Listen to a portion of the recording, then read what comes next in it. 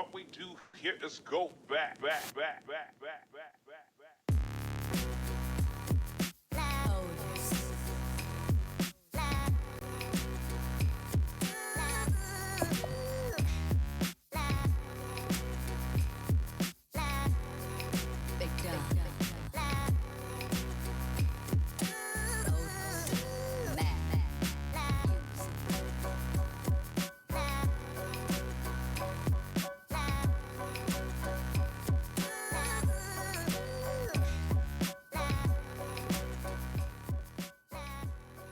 Good morning, good evening, good afternoon.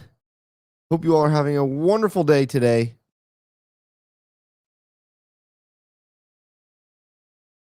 My name is Caleb Nail. This is Nailed It with Caleb Nail. You can follow on YouTube for the Monday, Wednesday, Friday shows. Make sure you follow on Spotify for our Saturday specials. We're on Spotify with Nailed It, Naledit. Thanks for tuning in. Monday, August 11th, 2025. Got a couple things I want to talk about. Today, we're going to read Matthew. We're going to finish up Matthew 2 today, fulfilling a bunch of prophecy. It's very cool. The amount of prophecy that is fulfilled in the Bible is crazy. We're going to talk about a couple things locally, and then we'll get out of here. I was thinking about it the other day. Waking up in the morning and doing this. The winter is going to be a problem. Like, it's going to be freezing. Especially if it continues on this path of where it's cold. It's supposed to be summer, and it's beautiful right now, but it's not hot.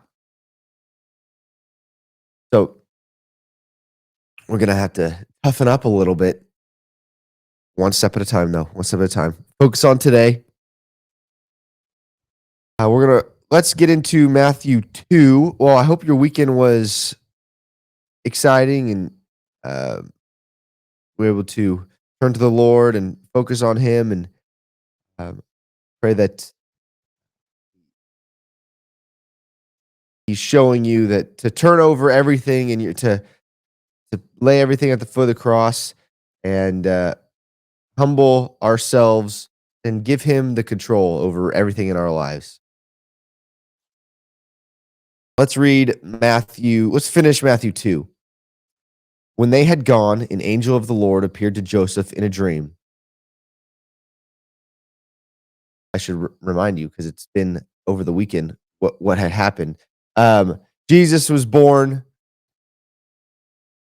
The Magi came to visit. Herod said, "You need to come back and tell me where the Magi, or tell me where this king is." And then they were warned in a dream. The Magi were warned in a dream not to go back to Herod and return to their country by another route.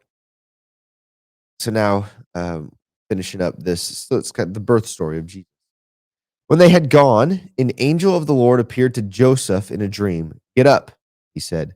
"Take the child and his mother and escape to Egypt. Stay there until I tell you, for Herod is going to search for the child to kill him." Envy. So he got up, took the child and his mother during the night, and left for Egypt, where he stayed until the death of Herod. And so was fulfilled what the Lord had said through the prophet, "Out of Egypt I called my son." That was the prophet Hosea. Yes. When Herod realized that he had been outwitted by the Magi, he was furious. He gave orders to kill all the boys in Bethlehem and its vicinity who were 2 years old and under, in accordance with the time he had learned from the Magi. Then what was said through the prophet Jeremiah was fulfilled. "A voice is heard in Ramah, weeping in great mourning, Rachel weeping for her children and refusing to be comforted because they are no more." After Herod died, an angel of the Lord appeared in a dream to Joseph in Egypt and said, "Get up, take the child and his mother, and go to the land of Israel, for those who are trying to take the child's life are dead." So he got up, took the child and his mother, and went to the land of Israel. But when he heard that Archelaus was reigning in Judea in place of his father Herod, who was he was afraid to go there. When Joseph found this out, he was afraid to go there. Having been warned in a dream, he withdrew to the district of Galilee, and he went and lived in a town called Nazareth. So was fulfilled what was said through the prophets, that he would be called a Nazarene. I I think it's so cool. All these three prophecies fulfilled right there in half a chapter.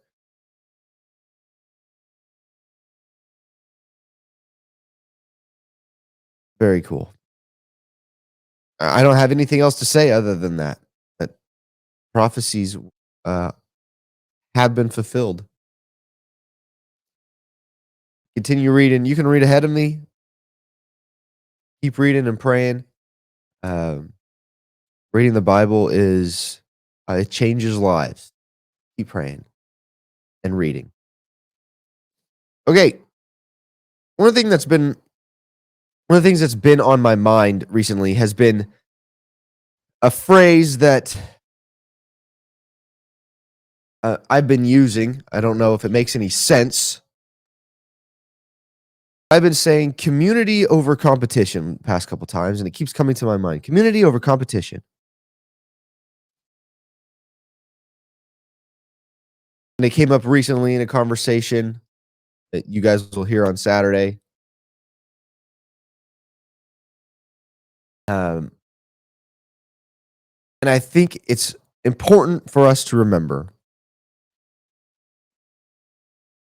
It's come up a lot in the podcasting realm in the valley. Is and it's come up in my work a lot, selling insurance, commercial insurance, and being in the family business comes up a lot. This competition, right? This mindset of competition,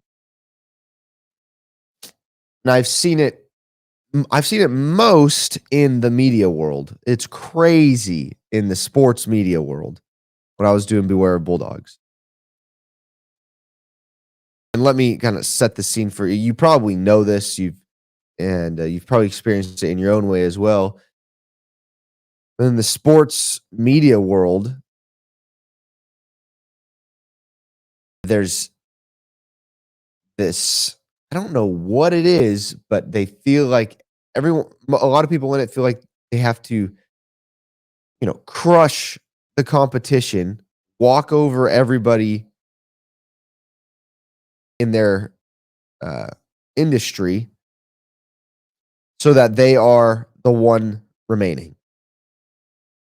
And I think that goes for multiple industries. Same with the commercial insurance agents, or we call ourselves producers or advisors,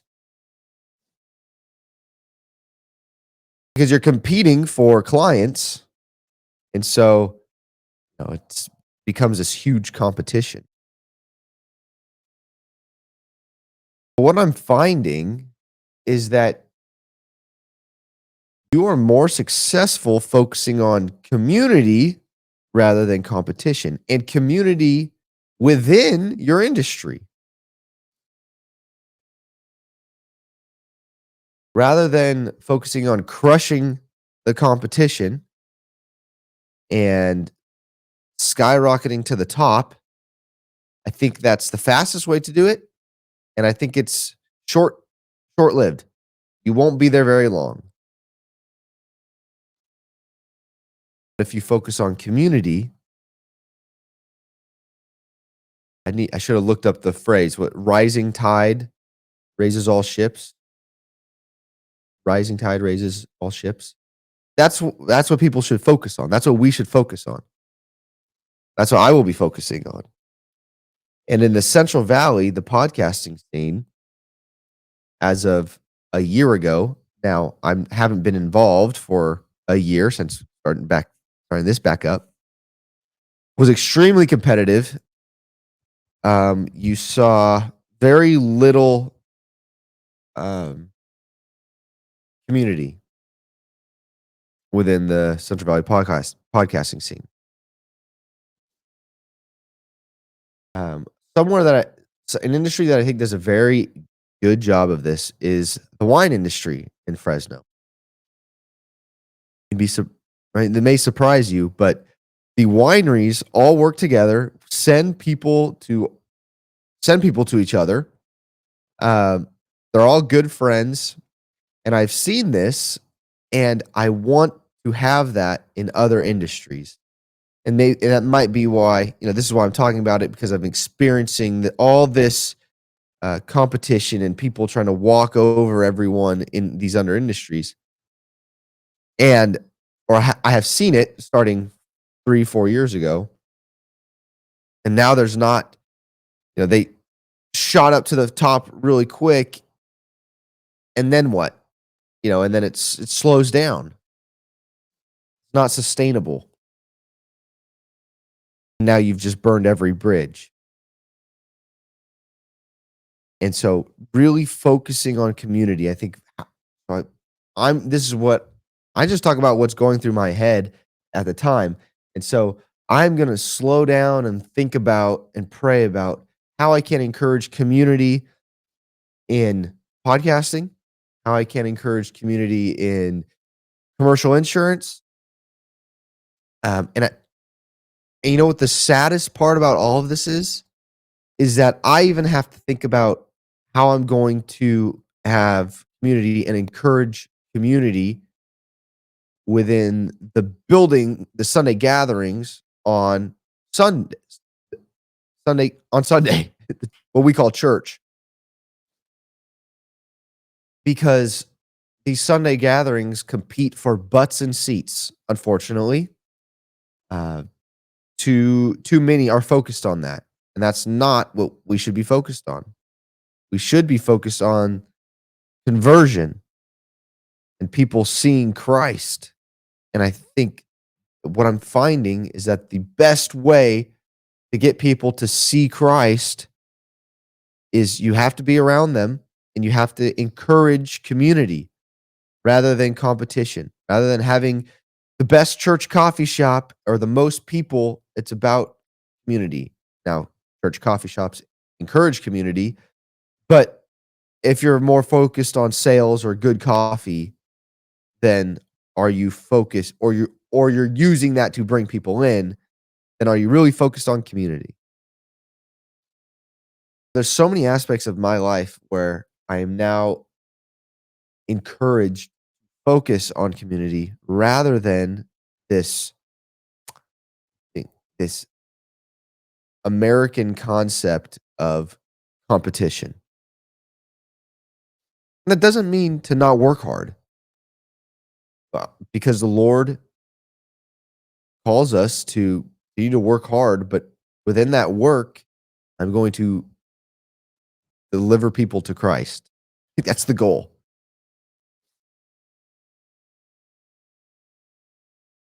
I'm encouraged by this, and I'm thankful the Lord put this on my heart, and I pray I do a better job of communicating it with people. I just wanted to share with you guys, and maybe the Spirit can lead us into community.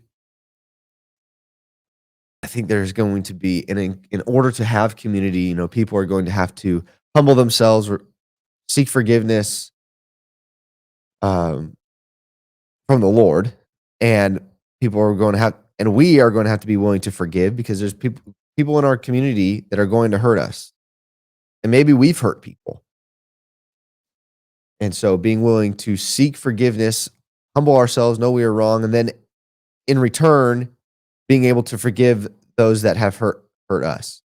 So, anyways, I just think it's it's very important to seek this community over competition and to have that mindset going into our industry, our job every day, church,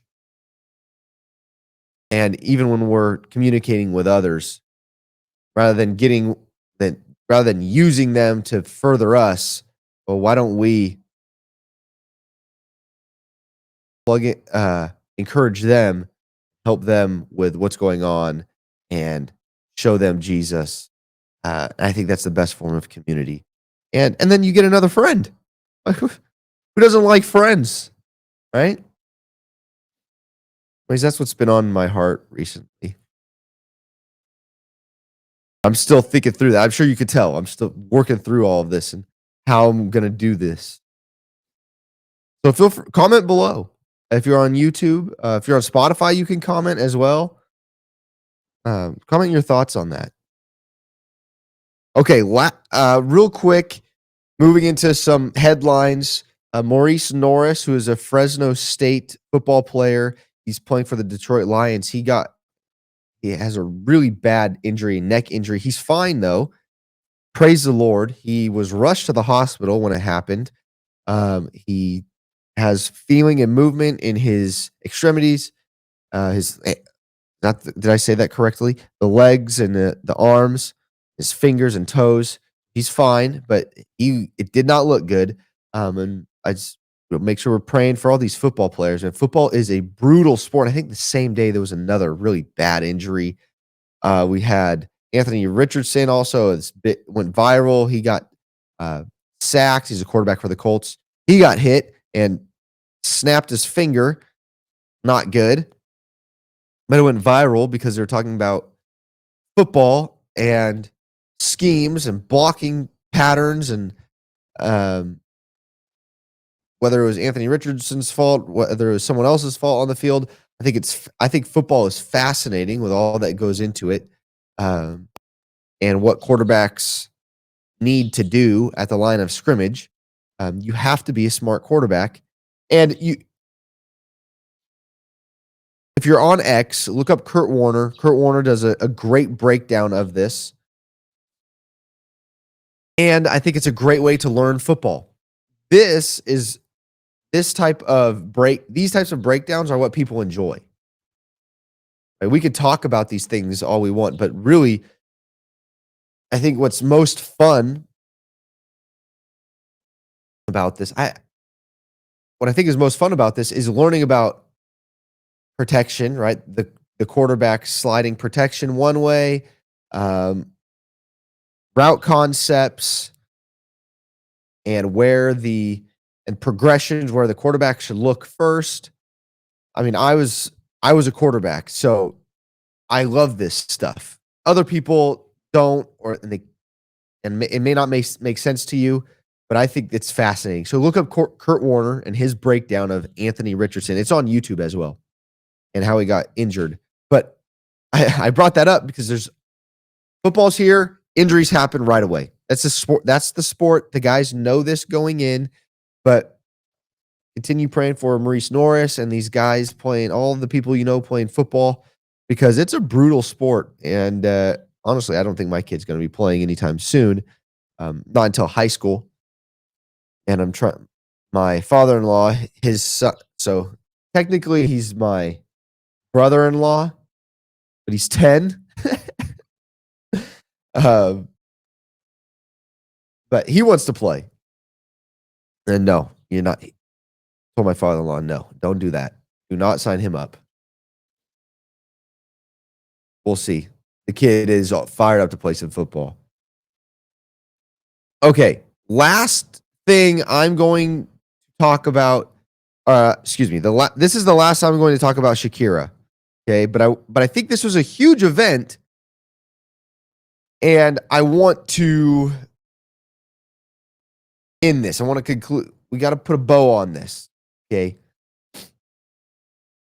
because I talked about it Friday morning, and then we learned more Friday afternoon. I talked with a lot of people Friday afternoon and in the office who went, and then we heard more Saturday and Sunday. And so I want to talk about this. It was a success. It was a success. I know you may have heard other things. It was a success. I talked to 4 different people that were there. 3 females that went and 1 male. Okay, the 3 females don't go to Fresno State football games. The male, my buddy, he goes to almost every Fresno State football game. Okay. And the reason that's important is because this was put on by Fresno State Athletics in the football stadium. Okay.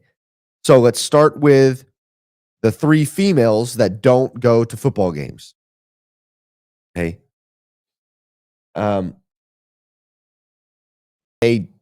It was lots of complaining about getting in, and it's understandable. We saw what happened. Long lines in the hot sun, and they were not happy with that. Shakira started later, and then there were not enough people there to handle the crowd, the lines.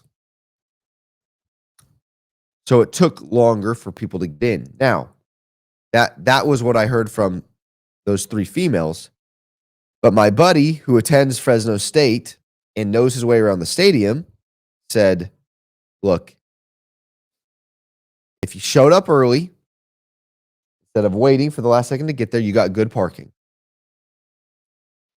And I'm going to read what was said by my buddy as well, and because he understands what's going on. But if you show up early, you get good parking, right? The weird part is there's no tailgating, right? So there's not a staggered entrance. Everybody's going to the door at once. But if you got there early, there was no problem. And then one of the things that popped up with the concert goers and not the football goers is this complaint of the stadium, walking upstairs, they're in high heels, short skirts, and they got to walk up 15 flights of stairs and walk around the stadium and try to get to their maneuver the stadium to get to their seats. Well, it was a problem for them. Well, if you knew that, you were prepared. But let me read what was said by my buddy about this. So there was one main entrance on Barstow. That was a big problem, right? So there weren't 40,000 people there. There was 35,000, a little over 35,000 people there. So they serviced that many people on game day. And I think that's what the concert goers aren't understanding is it was packed, but that backside of the stadium, that south side of the stadium, there was no one there because that's where the stage was. Now they moved them all down on the floor. So that stadium services that many people on a regular basis. It's very doable. We just have to open up more entrances. Parking lots were full around the stadium. Solution, advertise the shuttles coming from Woodrow/Save Mart Center if you're arriving late, and make sure there are multiple shuttles. Okay, so there's the show up early part of it. With no tailgating for the concert, more fans are entering the stadium at the same time. We see how many empty seats there are at start times for Bulldog games. That's why it's easier to enter for football. And yes, multiple entrances. Okay, so those were the only things that my buddy said. And then he also said it was fantastic. And the females that I work with, they said it was fantastic. Great time. This is a huge deal for Fresno State. This is a big deal for the city of Fresno. I think it's good because people are learning about what that stadium needs and what it needs to provide to concert goers and football game goers and just fans in general, right? What needs to be done. So I think that's good. So I just want to end the Shakira conversation with it was great. It was a positive thing. There were way more positives than negatives that came out of this. And I think it's only going to get better from here on out.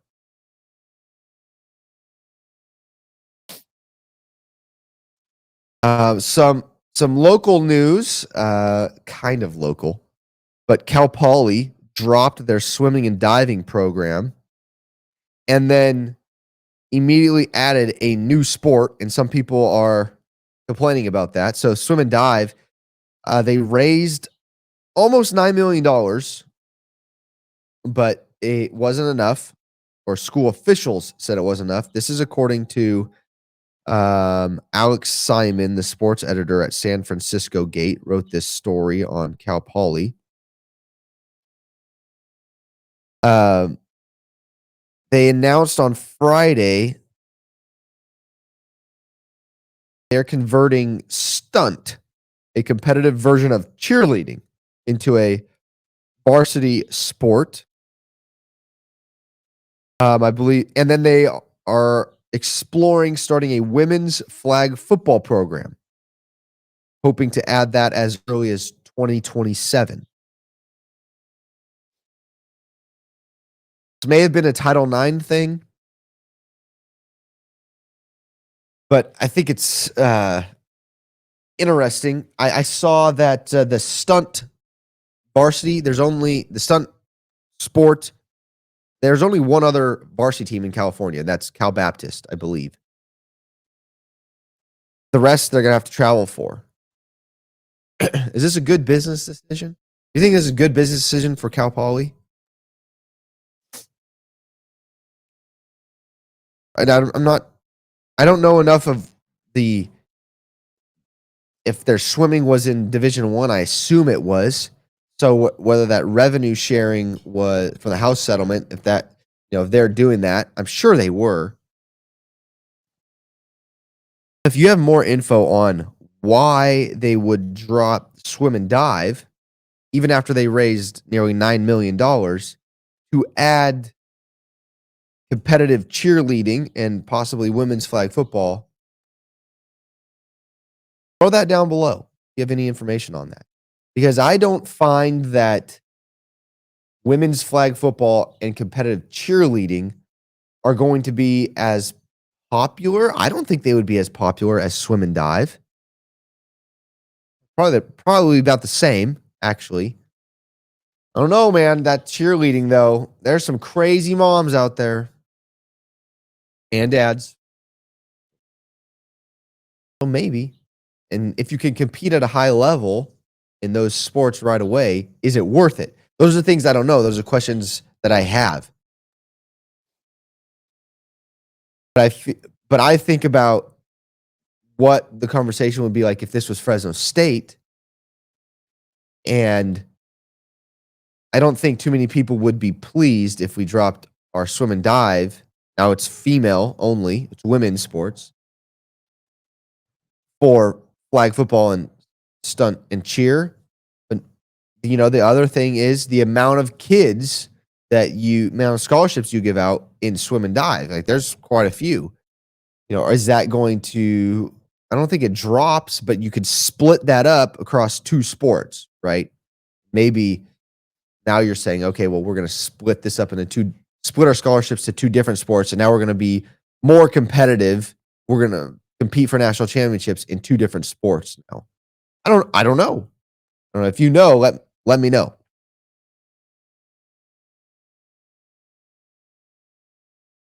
So I'm curious about it as a business decision as well. The other thing locally is I saw Laton was in the news. My mom is from Laton, so and my grandparents live there, so I have a connection there.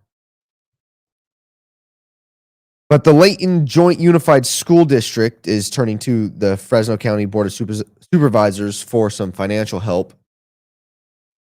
And this is, I can relate to business, right? And we need to especially be on top of our government, because our school boards and the county board of supervisors and the city council, and we need to make sure these guys know what's going on. Okay, so first let me tell you what's happening. So the district, so Layton Joint Unified doesn't have fiscal accountability status, so they can't. I don't think they can go and make money on their own. So the county is going to borrow up to $3 million on Layton's behalf. They're in need of emergency funds. So yeah, Layton Joint Unified School District does not have fiscal accountability status. That prohibits the district from obtaining the money independently. So I know that this is how public schools, they all get their money, right? They're paid out by government. But what happened is something that I think needs to be talking about. So let me finish. So the county will borrow by the issuance and sale of 2025 tax and revenue anticipation notes. The district plans to repay the notes using taxes, income, revenue, and other money intended as receipts for the general fund. So what happened was, all these schools got COVID funding and they're starting to run out now. And so what they didn't see, and they should have been able to see, is that they had way too many people on payroll.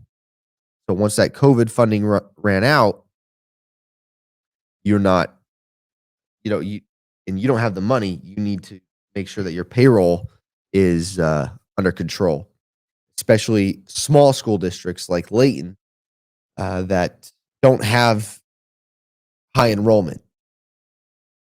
And the reason I say I can relate this to business is because there's so many small businesses that run into hard times because they need to grow, right? Or there's this high demand, right? They're growing. So what do? The owner hires more people, right? And so this is what my family went through as the farm is growing or the winery is going, and I've seen it happen with friends too. Is the first thing to do is we got to hire more people, right? And the owner's tired because he's pushed really hard to get where he's at, and now there's even more demand. Like, I need way more people, so we bring on a ton of people.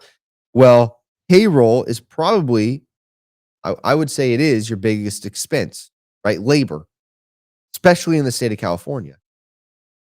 So if you hire too many people, very quickly are doing business in the red because of the amount of payroll that you have, amount of labor that you have. So you have to be careful. And here's the problem with government is most of the people that work in government have never owned a business before to figure this stuff out. So it's just a cycle that continues to happen.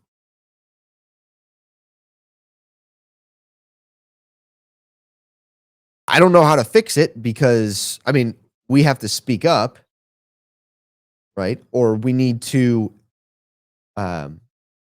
encourage school districts to teach certain things so that they become competitive with the private school or home and even homeschooling.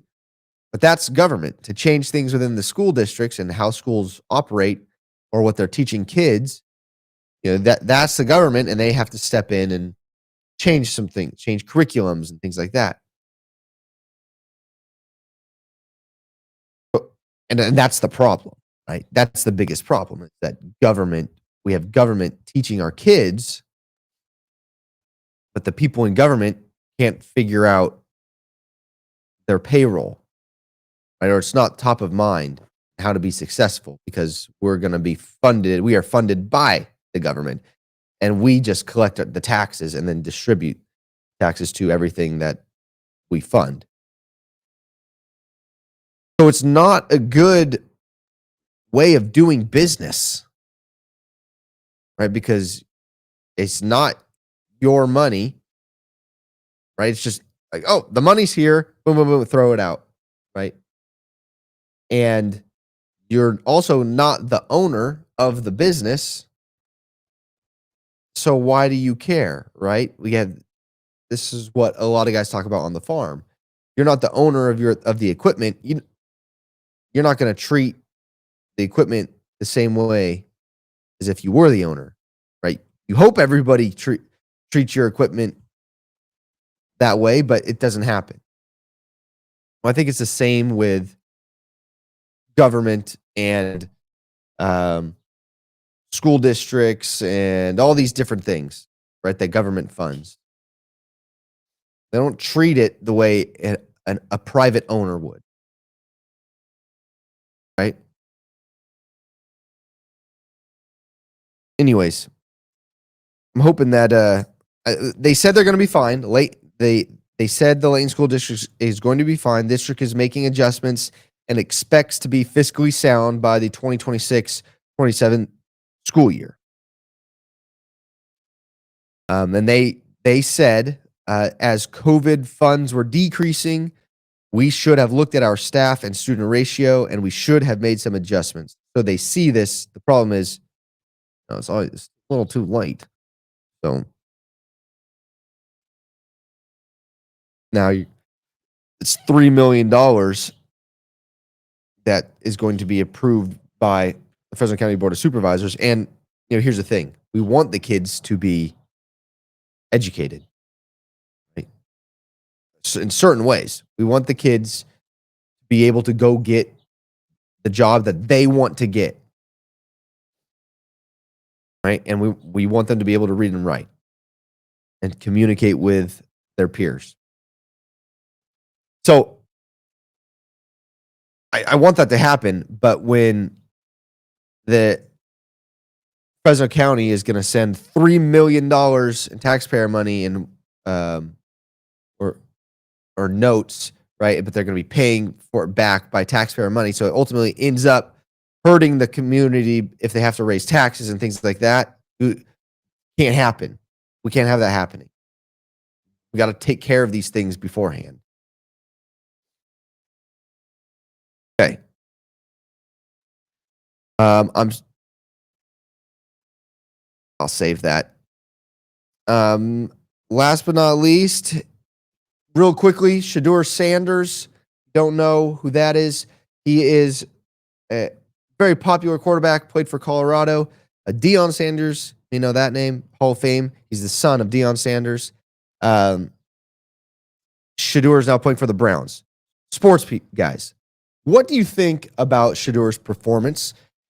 He got the start in the preseason game, the first preseason game. Preseason means nothing. Reminder, it doesn't mean nothing, but we can't read into it too much. But Shadeur got the start because there's been so many injuries in the Browns quarterback room. Well, now are we looking at Shadeur differently? He did pretty well. Do we like what we saw from Shadeur? Do we think that he's going to be a starter in this league? I do think eventually he will be a starter in this league. For what team? I don't know. I know a lot. I like Shadeur. I thought he was really good at Colorado. They had a terrible O-line. I think what comes along with Shadeur, people don't like or don't want. I don't think they want the drama, the family drama. We'll see if right now there hasn't been much. His dad's focused on coaching Colorado. His brother is playing in Tampa Bay. So it's Shadeur. He's grown. He's his own man now. So I don't think there's any drama following him right now. And if he plays at a high level, of course you're going to play. We're in the business of winning. I think this is a good thing. I know Browns fans may have wanted somebody else later on, or were frustrated with the multiple quarterback picks. They picked 2 this past NFL draft. But I think you have to be happy if it ultimately works out, because I don't remember the last time a pick. Actually, I do remember the last time a pick worked out. It was Baker Mayfield, and you got rid of him. Um, so I hope Shadeur is successful, and I think he can be. That's my quick bit on Shadeur Sanders and what's going on with the Cleveland Browns and that cursed quarterback room. um, hey, reminder: stay in the Word. It's very important. Read it out loud. Go outside, read it out loud, enjoy some coffee. I'm gonna go enjoy some coffee right now and get ready for work. I pray your week is you're healthy this week. You stay safe this week. Your week is full of joy and peace and love and full of fruits from the Spirit. We can only get from the Spirit. It's not our fruits, it's the fruits of the Spirit. And I hope you are encouraged this week and pray for opportunities to come up that so that you could share the gospel and that when those opportunities come, you have the Lord gives you courage and strength to do that, to share. I'm praying that for you guys as well. All right, let's do it. Let's conquer the week. See ya. Peace.